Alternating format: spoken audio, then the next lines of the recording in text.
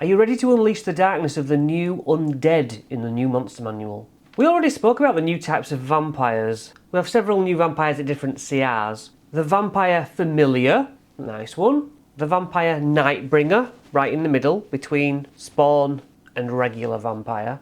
And then at the high end, Ancient Vampire if you like, the Umbral Lord. And they've attempted to give them all different capabilities to make them more unique from each other.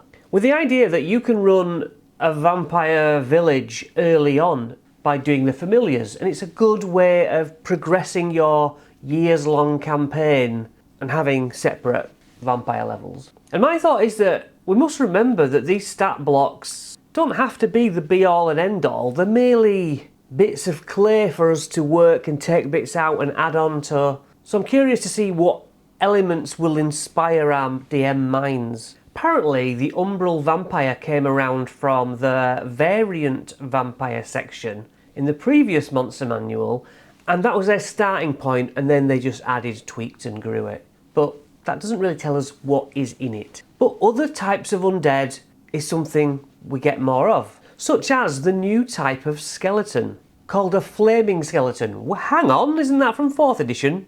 Yeah.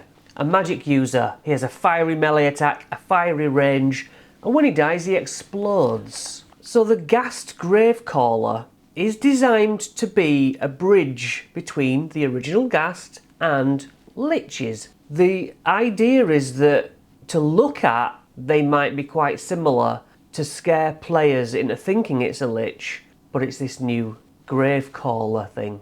Lovely art. The Gravecaller stinks like the Ghast, but it can speak to the dead and uses this necromantic undead magic to hurl at you at range. So it's either hitting you from afar or getting up close and stinking you out. There's a new kind of revenant, the Graveyard Revenant. Effectively a whole graveyard of bodies amalgamated together. Now this just makes me think of the Corpse Mound from Cobalt Press or the Bone Swarm, which third parties have been doing for ages. Which also brings us to the Swarm of Crawling Claws, which has already been done, but not officially, you know? So, to add on to Revenants, it's under Revenants, but really it's more of a malicious entity, like the unseen evil in The Evil Dead. That energy, that evil, can get in things. The art shows it getting inside a whole house.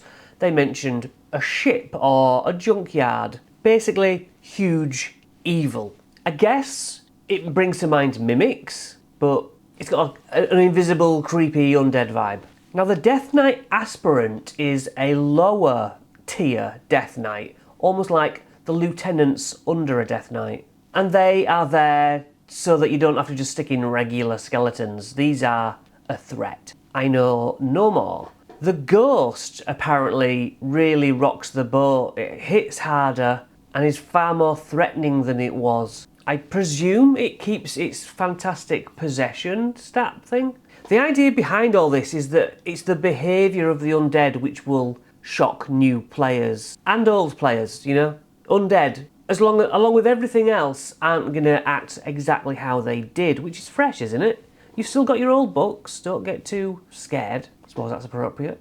Now we talked about tables before. They've slotted these tables in to help with inspiration and things. And the Banshee gets a table with options of how to use it, when to use it, why it's there.